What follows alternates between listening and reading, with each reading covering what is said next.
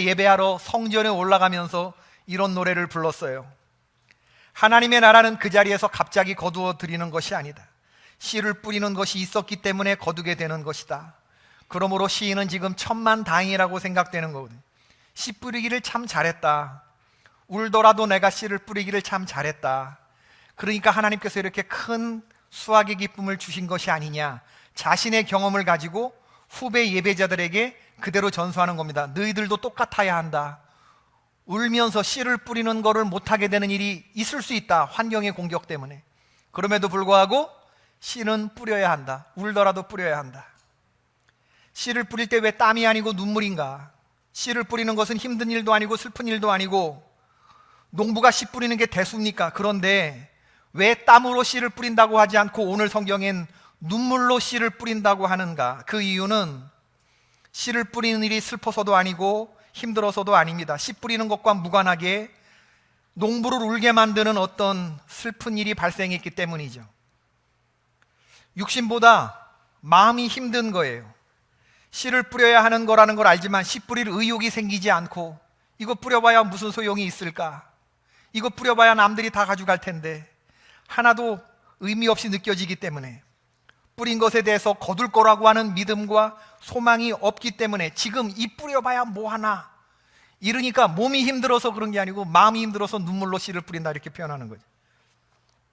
여러분, 환경이 너무 힘들고 미래가 불투명해 보이면 아무리 농부라도, 아무리 씨를 뿌리는 것의 중요성을 알고 있다 하지라도 이게 뿌려지지가 않아요. 마음이 힘들면. 그럴 수 있어요. 그럼에도 불구하고 여러분, 우리는 씨를 뿌려야 합니다. 울더라도 나는 소망을 놓지 않겠어. 나는 내 감정대로 살지 않고 난 내가 해야 할 일을 오늘 하겠어. 이런 다짐이 필요합니다. 오늘 우리 태신자라고 하는 건 엄마가 태의 아들을 품듯이 우리가 이 사람에게 복음을 전하겠다라고 마음 먹은 사람, 태의 이름을 품은 사람, 이걸 태신자라고 그러는데, 여러분들 가운데 교회 안 나오는 분들 많잖아요. 남편일 수도 있고 하니, 그런 분들을 태신자라고 그러는 거예요. 이름을 적어보고 한 달 동안 전도해 보자, 그리고 10월 27일에 교회로 인도되든지 아니든지 예수를 전해보자 하는 이런 일을 하는 건데, 오늘 이름 적는 거 한다. 이름 적는 날 하는 거다. 하나님은 우리에게 나무를 묘목채 이렇게 탁 나무채 주지 않고 씨를 주셔요. 우리가 그 씨 뿌리는 수고를 해야 하는 겁니다. 로버트 루이스 스티븐슨이라고 하는 목사님이 오늘 본문을 묵상하시면서 이런 말씀을 하셨습니다. 하루의 삶을 그날의 수확으로 평가하지 말고 그날의 뿌린 씨로 평가하라. 오늘 내 손에 무엇을 쥐었는가로 잘 살았다 못 살았다 행복하다 불행하다 평가하지 말고, 오늘 내가 내 손으로 무엇을 뿌렸는가, 이걸 보고 잘 살았다 못 살았다 평가하자는 거죠. CCM 찬양 중에 보리라 하는 노래가 있습니다. 우리 오늘 눈물로 하늘의 씨앗을 심는다. 꿈꿀 수 없어 무너진 가슴에 저들의 푸른 꿈 다시 돋아나도록 우리 함께 땀 흘려 소망의 길을 만든다. 내일로 가는 길을 찾지 못했던 저들, 그날에 우리가 보리라. 새벽 이슬 같은 저들 일어나 뜨거운 가슴 사랑의 손으로 이 땅 치유하며 행진할 때, 오래 황폐하였던 이 땅 어디서나 순결한 꽃들 피어나고 푸른 의의 나무가 가득한 세상 우리 함께 보리라. 지금은 뭐 보잘것없어 보이고 아무것도 아닌 이 씨를 뿌리는 건데, 훗날에 뭐를 보게 될 것이냐, 순결한 꽃들과 푸른 의의 나무가 아름드리로 서게 될 것을 보면서 우리 오늘 마음이 힘들더라도 심자, 그 얘기인 거죠. 우리 선교사님이 오늘 오셨지만 사과나무의 영광은 뭐죠? 사과 열매라고 생각하죠. 그렇지 않습니다. 선교사가 선교지에 가서 사과나무로 서면 그 선교지의 열매는 사과 열매가 아니고 또 다른 사과나무입니다. 사과나무의 열매는, 사과나무의 영광은 사과가 아니고 뭐라고요? 또 다른 사과나무다. 또 다른 사람들을 세우는 것, 나와 똑같은 심정을 가진 전도자가 세워져 가는 것. 주님은 승천하시면서 우리에게 그걸 말씀하셨어요. 너희는 세상 열방으로 가라. 그곳에서 썩어지는 미랄이 되라. 난 다시 한국에 돌아오지 않는다. 그 땅에서 죽을 것이다. 그 땅에서 다시 오실 주님을 맞이할 것이다. 선교사님의 말씀이 여러분 감동되지 않습니까? 우리는 오늘 둘 중에 하나를 해야 되는데, 나를 따라오너라 내가 너희로 사람을 낚는 어부가 되게 하리라. 주님을 따라가는 능력을 받든지 아니면 사람을 전도해 오든지 사람 낚는 어부가 되든지 둘 중에 하나를 하는 거죠. 여러분, 제가 요즘에 제 스스로를 달구는 마음으로 부강교회 김상영 감독님 그 설교를 많이 찾아 듣고 전화도 하고 그러는데, 오늘 우리들이 적어내는 것은요, 씨를 뿌리는 것은 이건 땅과 농부의 농사 기술에 대한 얘기를 하는 게 아니고 농부의 스피릿에 관한 얘기를 하는 거거든요. 오늘 우리가 전도 대상자, 태신자의 이름을 적는 것도 나와 그 사람 사이에서 이루어지는 게 아니고 나와 하나님 사이에서 일어나는 나의 기도 제목입니다. 김상현 목사님 저한테 해주시는 말이 뭐냐면, 자기가 손님 접대할 일이 있어서 한 횟집에 갔대요. 옷걸이에 십자가가 있길래 교회를 다니냐 그랬더니 주인이 안 다닌다고 그러더래요. 그래서 한 번도 교회에 나가보신 적이 없으시냐 그랬더니 사장님 대답이 걸작인 게 뭐냐면, 대한민국 사람 치고 한 번도 교회 안 나가본 사람이 어디 있습니까? 이렇게 얘기를 하더래요. 그러냐. 자기가 밥 먹고 들어왔는데 교회에 와서 얘기했대요. 성도들한테 주일날 이렇게 9,000명 성도들한테 얘기했대요. 플래티넘 오피스텔 7층 삿포로 횟집, 이제 그 삿포로 횟집 사장은 두 가지 중에 한 가지를 해야 된대. 내가 우리 교인들한테 얘기했기 때문에 다른 곳으로 이사를 가든지 아니면 부강교회를 나오게 되든지. 목사님은 전 성도들에게 밤 9시 30분부터 40분까지 뉴스가 거의 끝나갈 시점, 9시서부터 9시 20분까지는 메이저 뉴스가 막 나오고, 그 다음에 이제 9시 30분서부터는 좀 자잘한 뉴스가 이제 마지막 1기배와 함께 이제 그동안 시청해주셔서 감사합니다 이렇게 나올 때까지, 그때 9시 30분에 전화를 들어서 2년 동안 전도 대상자에게 전화를 걸라고 얘기한답니다. 아무개 엄마, 나 너무 속상해. 이번 주일에 우리 목사님이 핵심은 어디에 있다? 너무에, 내가 말씀 들으면서 아무개 엄마 생각났다 하는 이 너무에 있고 두서없이 전화를 해요. 두서없이 무슨 얘기를 했는지 목사님 말씀을 이해하지 못하도록, 에이 별거 아니네 시시하네 이렇게 생각되지 않도록 두서없이 그 사람이 못 알아듣게끔, 그러니까 이런 빼도 좋은 너무에 요것만 딱 전달하고 전화 끊으라는 거예요. 아무개 엄마 이제는 좀 나와, 이제는 좀 나와. 이 얘기를 2년을 해보래요. 두 가지 중에 한 가지 할 거랍니다. 그분이 전화를 바꾸든지 아니면 부강교회를 나오게 되든지. 목사님 말씀에 전도에 관한 말씀을 하면 많은 성도님들이 많은 이 전도를 받는 사람들이 침을 뱉거나 욕을 하거나 뭐 수모를 당할까봐 겁을 내는 것 같더라.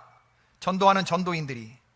내가 요즘 같은 시대에 뭐가 아쉬워서 사람들에게 그런 말을 당하고 그런 취급을 당하면서까지 내가 예수 믿고 우리 교회 나와라 뭐 이런 얘기를 하느냐. 어쩔 수 없이 교회에서 말하니까 전도하라고 하긴 하는데, 그러니까 우렁찬 소리로 전도하지 못하고 뭔가 죄 지은 사람처럼 모기만한 목소리로 기어들어가는 거 자기가 본다고 그러는데, 김상현 목사님 하시는 말씀이 자기는 그런 생각 안 한대요. 전도는 씨를 뿌리는 건 씨 뿌리기 전에 밭을 갈아엎는 건데, 자기가 송구영신 예배를 드리고 송구영신 예배를 드리고 서울역에 가서 11시부터 12시까지 피켓을 들고 있거나 전도지를 부평역에서 나눠주거나 하는 이런 일들은 나는 지금 씨를 뿌린다, 나는 지금 밭을 갈아엎는 중이다, 이런 생각을 자기가 한다는 겁니다. 아무리 사람이 멀쩡하게 옷 입은 것 같아도 밭을 갈아엎을 때는, 영적인 얘기를 할 때는 그 속에 페밀이나 아니면 빈 깡통이나 담배꽁초나 더러운 이런 쓰레기들이 밭에서 나오게 돼 있다는 거예요. 나는 지금 이걸 휘젓고 있는 중이다. 상대방이 침 뱉었어? 그거 그냥 밭에서 돌아나 나온 거다 생각하면 간단한 거라는, 그걸 왜 앉아서 상처를 받고 있느냐. 그렇지 않다는 거죠. 여러분, 농사는 그런 거랍니다. 밭을 갈아엎으러 나갔는데 그날의 수확을 기대하는 사람이 어디 있겠습니까? 그러고 나는 오늘 의미 없는 일을 하고 들어왔다고 생각하는 농부가 어디 있겠습니까? 어떤 날은 그냥 풀만 뽑고도 들어오는 날이 있을 수 있어요. 그 밭에 나가서. 그러나 아무도 실패했다고 말하지 않아요. 그런 과정이 있으면서 수확의 기쁨을 얻게 되는 거죠. 이런 것이 무서워서, 사람들이 욕하는 게 무서워서 말을 뱉지 못하고 씨를 뿌리지 못하는 그런 사람들은 이건 정말 악하고 게으른 종이다, 그런 얘기를 하십니다. 아멘이십니까? 목사님 강원도 영월에서 중학교 다녔는데 박정희 대통령께서 서울의 중학생들보다 강원도의 학생들을 특별히 사랑하사 하사품을 많이 보내주셨답니다. 무엇을? 나무를. 1년에 5번, 6번씩 트럭으로 강원도 영월의 중학생들 사랑해서 묘목을 보내주신 대통령, 화나요? 짜증나요? 한 사람 앞에 50개씩 묶여진 낙엽송 묘목을 짊어지고 자기들은 산으로 갔대요. 대통령 하사품 묘목을 가지고. 목사님 학교 다니실 때 아이의 학교 창고에 자기 이름이 새겨진 곡괭이나 삽자루가 있었대요. 전교생들이. 선생님이 인솔하에 선생님 인솔을 해서 산으로 올라갈 때 노동요를 부르며 따라갔대요. 노동할 때 부르는 노래. 산에 산에 산에는 산에 사는 메아리 언제나 나무 심었던 분들, 식목일에 나무 심었던 분들 있으면 같이 따라해 주세요. 언제나 찾아가서 외쳐 부르면 반가이 대답하는 산에 사는 메아리 벌거벗은 붉은 산엔 살 수가 없어 갔다오. 산에 산에 산에다 나무를 심자. 산에 산에 산에다 옷을 입히자. 메아리가 살게 시리 나무를 심자. 여러분도 이렇게 몸이 기억하는 거 보면 그 옛날 노래, 여러분들도 하사품 받은 분들이에요.